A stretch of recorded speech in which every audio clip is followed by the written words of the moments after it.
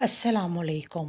Video شروع کرنے سے پہلے آپ سب سے گزارش ہے کہ میرے چینل اردو کتاب کو سبسکرائب کر کے بیل نوٹیفیکیشن کو آن کر دیں تاکہ آپ کو ملتی رہے تمام چینل اپڈیٹس۔ چلتے ہیں آج کی ویڈیو کی طرف۔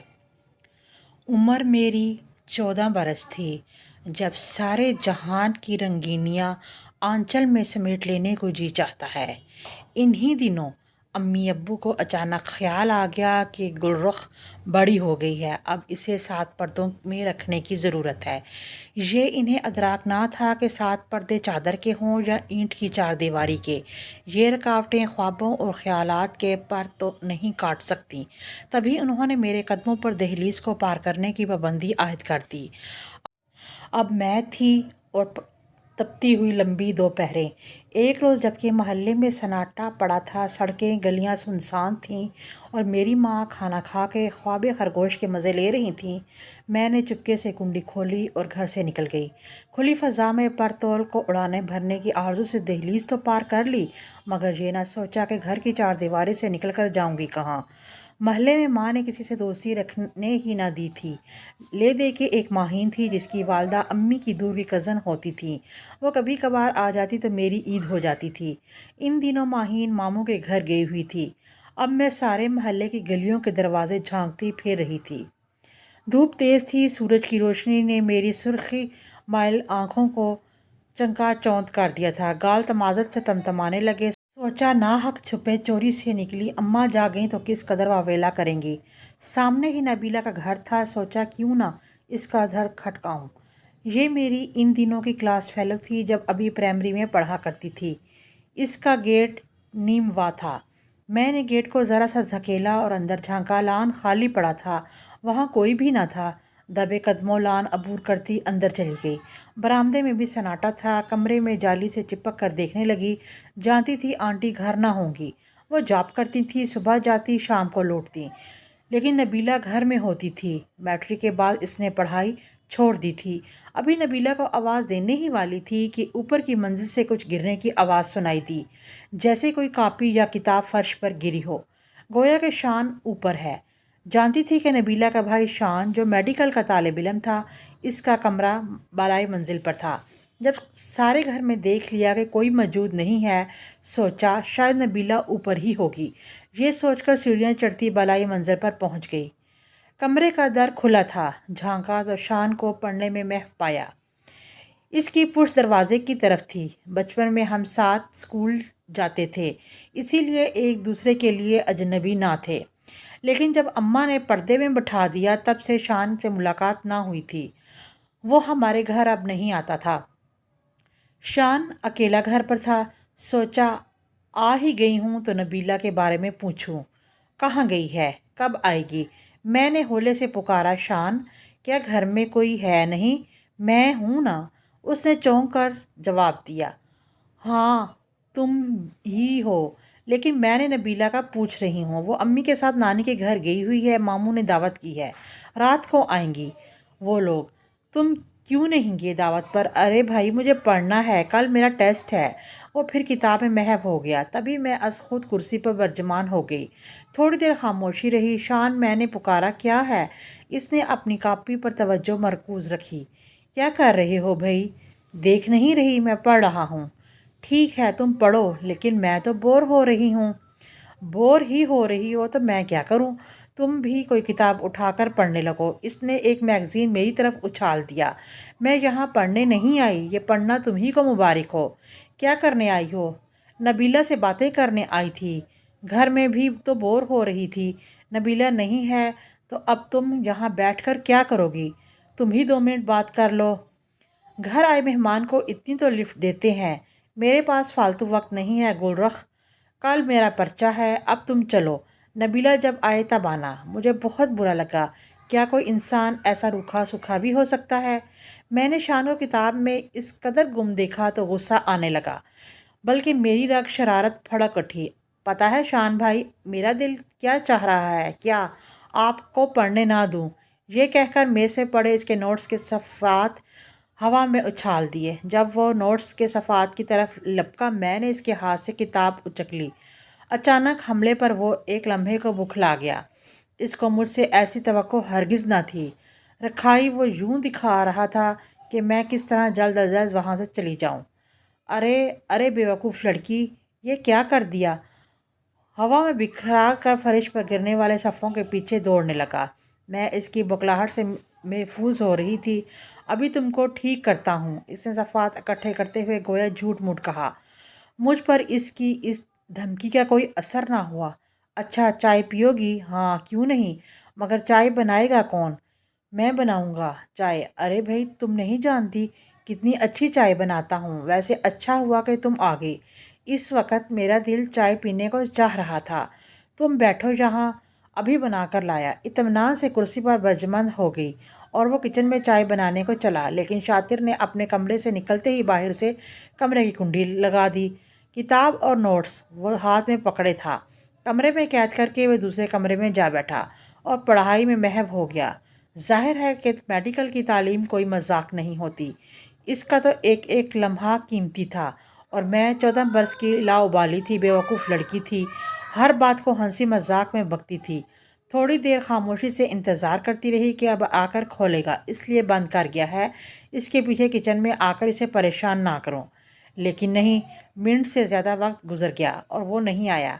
मेरा सर चकराने लगा। इसने मेरे साथ हाथ किया और नोट्स के सफ़ात हवा में उड़ाने का बदला ले लिया। मैंने दरवाज़ा पीटना शुरू कर दिया तो बाहर से जवाब दिया, गुलरख, दरवाज़ा मत पीटो, मैं खोलने का नहीं। जब तक मामा और नबीला घर वापस नहीं आ जाती तुम यूं ही कमरे में बंद रहोगी। रोहानसी हो गई, लेकिन रविश किसको देती? ये मेरा अपना किया धरा था। अब शोर मचाने से तो बदनामी हो जाती। सारे महल्ले में खामोश होकर बैठ गई कि कुछ देर बाद आप ही आज़ाद कर देगा। ताहम अम्मी के जाग जाने का डर तो था। जाग गई और मुझे घर ना पाया तो क्या होगा? महल्ले में क्या मुझे ढूंढती फिरेंगी? वही हुआ जिसका डर था। 2 घंटे इस्तराहत फरमाकर बल आखिर इस आँख खोली और मुझे आवाज़ दी, गुलरख, ज़रा चाय तो बना लाओ, बदन में दर्द हो रहा है, उठा नहीं जा रहा। दोपहर के खाने के बाद 2 घंटे का किलोला करना यूं तो अम्मा का रोज़ का मामूल था, मगर आज वाकई इनकी तबीयत नासाज हो गई थी। हल्की हल्की हरारत हुई और फिर बुखार चढ़ने लगा। वो बार बार मुझे आवाज़ दे रही थी। वहाँ होती तो जवाब देती।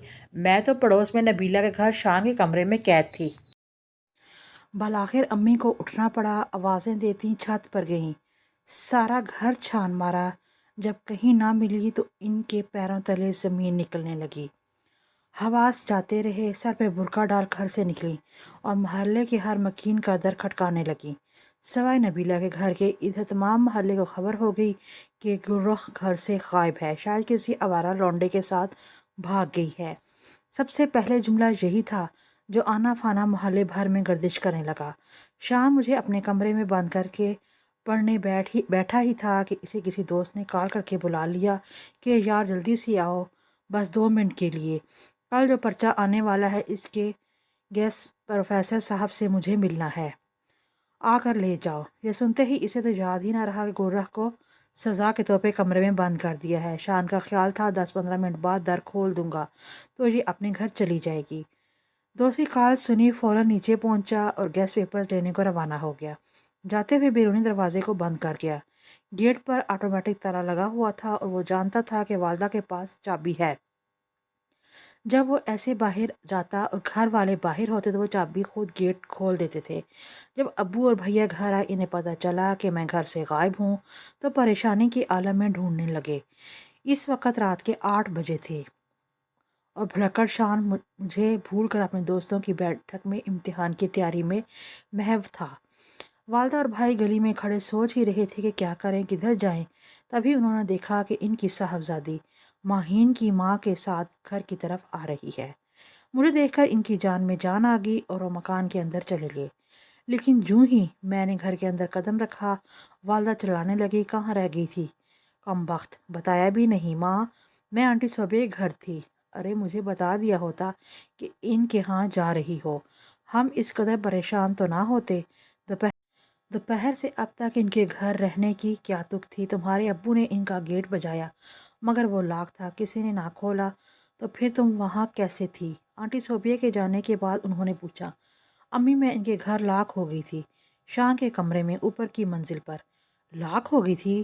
یہ کیا کہہ رہی ہو؟ کیسے لاک ہو گئی؟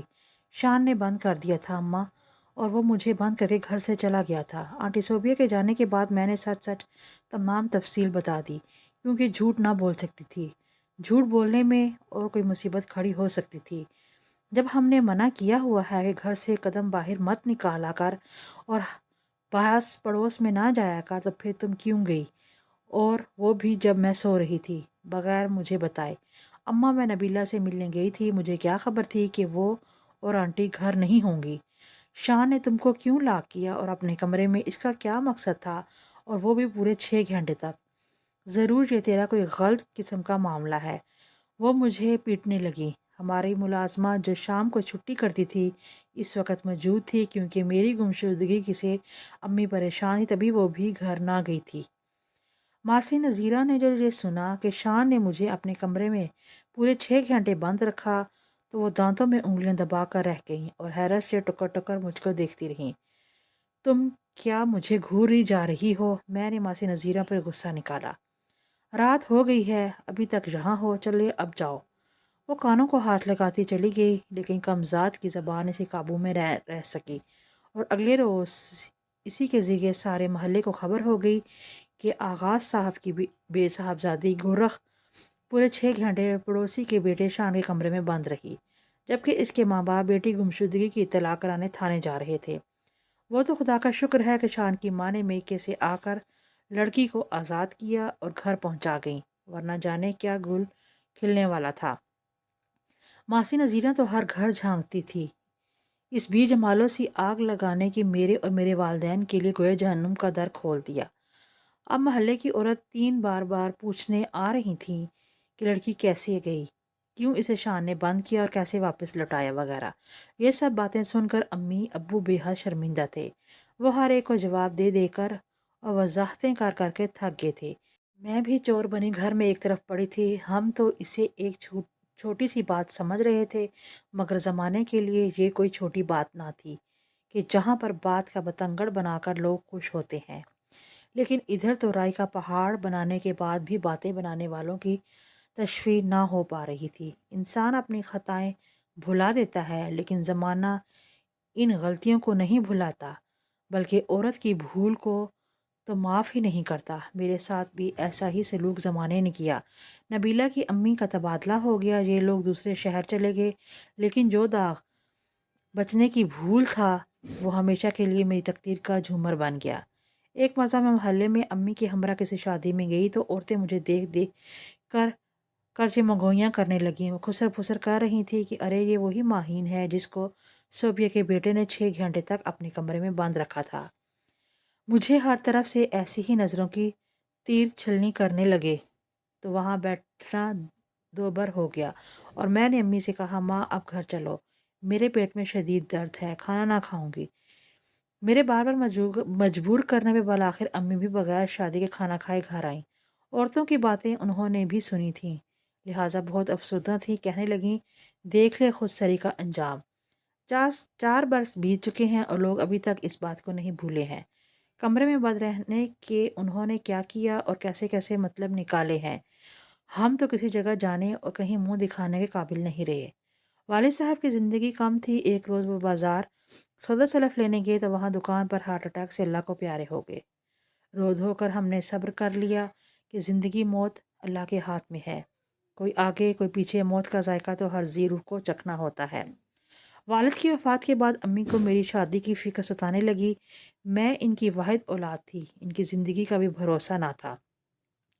بس خالہ جان سے کہہ سن کر ایک جگہ منگنی طے ہوئی، لیکن جب محلے والوں میں سے کسی سے سن لیا کہ یہ وہی لڑکی ہے جس کو پڑوسی لڑکے نے اپنے کمرے میں 6 گھنٹے بند رکھا تھا، تو وہ لوگ بدظن ہو گئے اور منگنی ٹوٹ گئی۔ ہم نے وہ گھر فروخت کر دیا اور خالہ جان مجھے اور امی کو اپنے گھر لے آئیں کہ اس محلے میں رہ کے میرا رشتہ ہونا محال تھا۔ والدہ نے خالہ کے اصرار پر مجھے نرسنگ ٹریننگ سینٹر میں داخلہ دلوا دیا تھا، کیونکہ خود خالہ بھی اسپتال میں ملازمت کرتی تھیں۔ میری خالہ کی اولاد نہیں تھی، جوانی میں بیوہ ہوئی تھیں، تبھی سے ملازمت کر رہی تھی۔ میں ابھی نرسنگ ٹریننگ کے آخری سال میں تھی کہ والدہ بھی رضائے الہی سے وفات پا گئیں۔ اب خالہ بشریٰ کے سوا میرا اس دنیا میں کوئی نہ رہا تھا۔ انہی کے پاس رہتی تھی، انہی کے سہارے زندگی کے دن گزارنے لگی۔ خالہ جان ریٹائر ہوئیں تو مجھے ان کی جگہ ملازمت مل گئی اور میں ہسپتال میں بطور نرس کام کرنے لگی۔ ایک بار کینسر وارڈ میں، کیونکہ کینسر ایسا مرض ہے کہ انسان کو قبل از وقت مرنے کا اشارہ مل جاتا ہے۔ اکثر مریض با حوصلہ اس موذی مرض سے لڑتے ہیں اور کچھ ایسے بھی ہوتے ہیں کہ حوصلہ ہار جاتے تو افسردہ رہ کر موت کے انتظار میں دن گنتے ہیں۔ ایک دن ایک نہایت خوبصورت نوجوان کینسر وارڈ میں لایا گیا۔ اس کی زندگی کے دن بھی گنے چنے تھے۔ مجھے عادل کو دیکھ کر بہت دکھ ہوا کہ ایسی بھرپور جوانی، اس قدر خوبصورت شخص اور کیسے موذی مرض نے اپنے چنگل میں کس لیا تھا۔ بہرحال میرا تو فرض تھا مریض کی خدمت کرنا اور اس کی دلجوئی اور ہمدردی سے پیش آنا۔ میں دل سے اور خلوص کے ساتھ عادل کی خدمت کرتی تھی، وقت پر دوا دیتی اور اچھی طرح دیکھ بھال کرتی تھی۔ جب میں اس کے روم میں جاتی وہ میرا منتظر ہوتا۔ مجھے دیکھتے ہی اس کی نگاہوں میں جینے کی آرزو جاگنے لگتی اور اس کی آنکھیں کسی نئی امید سے چمک اٹھتی تھیں۔ شاید کہ وہ مجھ سے محبت کرنے لگا تھا، لیکن اظہار نہ کرتا تھا کیونکہ اظہار بیکار تھا۔ کافی دنوں تک تو اس نے مجھے اپنے ذاتی حالات کے بارے میں کچھ نہ بتایا، لیکن ایک روز جب وہ کچھ افسردہ اور فکر مند نظر آ رہا تھا، اس نے کہا کہ اس کی بیوی سے چھوڑ کر جا چکی ہے۔ اس کا ایک چھوٹا سا بیٹا ہے جو نوکرانی کے زیر نگرانی پرورش پا رہا ہے۔ مجھے اپنی فکر نہیں، لیکن اپنے بیٹے سلیم کی بہت فکر ہے۔ میرے بعد اس کی پرورش کون صحیح طریقے سے کرے گا، بس یہی سوچ سوچ کر پریشان رہتا ہوں۔ موت تو ایک اٹل حقیقت ہے۔ جانتا ہوں کہ میری بیماری آخری سٹیج پر ہے، لیکن میرے بعد سلیم تو اس بے رحم زمانے کے رحم و کرم پر رہ جائے گا۔ اس نے ٹھنڈی آہ بھری۔ مجھے لگا جیسے کہ وہ مجھ سے درخواست کر رہا ہو کہ اس کے بعد میں اس کے بچے کی ماں بن جاؤں۔ تبھی میں نے عادل سے درخواست کی کہ آپ یہ بچہ مجھے دے دیجئے، میں اس کی پرورش کرنا چاہتی ہوں۔ وہ پہلے تو رضامند نہ ہوا، کیونکہ میرے بارے میں شاید وہ نہیں جانتا تھا، لیکن میرے حسن سلوک نے اس کا دل جیت لیا تھا اور یہی چیز اسے مجھ پر بھروسہ کرنے پر مائل کر رہی تھی۔ اس نے کہا، اپنا بچہ آپ کے سپرد کر سکتا ہوں، لیکن ایک خیال پریشان کرتا ہے۔ آپ شادی شدہ نہیں ہیں۔ جب آپ نے شادی کر لی تو بعد کے حالات میں کیا آپ میرے بچے کو اس طرح پال سکیں گے جیسے کہ آج کے حالات میں؟ یقیناً حالات بدل جائیں گے تو آپ کی توجہ بھی ہٹ جائے گی۔ میں نے عادل سے وعدہ کیا کہ میں شادی نہیں کروں گی اور اپنا سب کچھ اس کے بچے کو ہی سمجھوں گی۔ عمر بھر اس کا ایسا ہی خیال کروں گی جیسے ایک ماں اپنے بچے کا خیال رکھتی ہے۔ عادل نے اپنی زندگی میں ہی اپنے 2 سالہ بچے کو مجھے سونپ دیا، کیونکہ وہ زندگی کی آس کھوتا جاتا تھا۔ خالہ مجھ سے زیادہ سلیم کا خیال رکھنے لگی۔ وہ گھر پر ریٹائرڈ زندگی گزار رہی تھی، کوئی مصروفیت نہ تھی۔ انہوں نے سلیم میں دل لگا لیا۔ جب میں ڈیوٹی پر آتی وہ اسے نہلا دھلا کر صاف کپڑے پہناتی، ٹہلنے لے جاتی اور بہت خیال رکھتی۔ کچھ ہی دنوں بعد عادل کا انتقال ہو گیا۔ مجھے بہت دکھ ہوا۔ میں روز اسے دوا دیتی اور اکثر بیٹھ کر اس کی باتیں سنتی تھی، ہنس ہنس کر جواب دیتی۔ حوصلہ تسلیاں جو میں اس کو دیتی وہ اس کے لیے مرہم کا کام کرتی تھیں۔ وہ بہت معصوم سا انسان تھا، اس کی ہر بات کا جواب محبت سے دیتی تھی۔ بالآخر اس کی زندگی کے دن پورے ہو گئے اور وہ اپنے خالق سے جا ملا۔ سلیم کی صورت میں مجھے اپنی سب سے قیمتی چیز سونپ کر اس کی وفات پر میں بہت روئی تھی۔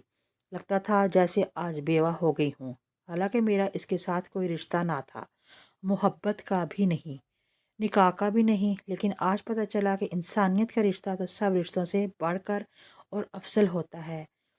میں نے سلیم کی پرورش میں کوئی کسر نہ چھوڑی، بالکل ایسے ہی اس کی پرورش کی جیسے کوئی اپنی اولاد کی کرتا ہے۔ میں نے آج تک کسی کو کبھی پسند کیا اور نہ کسی سے شادی کی خواہش کی، بس ہر دم سلیم کی خواہش ہی پوری کرنے کی فکر میں لگی رہی۔ میری زندگی کا دوسرا مقصد مریضوں کی خدمت کرنا تھا، اسی میں مجھے سکون ملتا تھا۔ محبت تو کسی مرض سے نہ کر سکی، عادل سے بھی جھوٹی محبت کا سوانگ رچاتی رہی تھی، کیونکہ اس کی دلجوئی مقصود تھی۔ نہیں چاہتی تھی کہ ایک ایسے انسان کا دل ٹوٹ جائے جو موت سے قریب ہے، لیکن وہ محبت جھوٹی نہیں تھی، سچی تھی۔ اس حقیقت کے ادراک بعد میں ہوا تھا، کیونکہ اس کا لخت جگر میرے پاس ہے، اور اس کے والد عادل کی محبت اور یاد سے میرا دل بھی آباد تھا۔ میں چاہوں تو آج بھی شادی کر سکتی ہوں، لیکن مجھے گھر بسانے کی چاہ اب نہیں رہی۔ سلیم کو دیکھتی ہوں تو میری ممتا کی پیاس چاہتی رہتی ہے۔ مجھے اس کے ساتھ ایسی ہی محبت ہے جیسی کسی ماں کو اپنی اولاد سے ہو سکتی ہے۔ وہ بھی مجھے ماں سمجھتا ہے اور ایک بیٹے کی طرح میرا احترام کرتا ہے۔ ویڈیو پسند آنے پر چینل کو سبسکرائب اور ویڈیو کو لائک اور شیئر ضرور کیجیے۔ شکریہ۔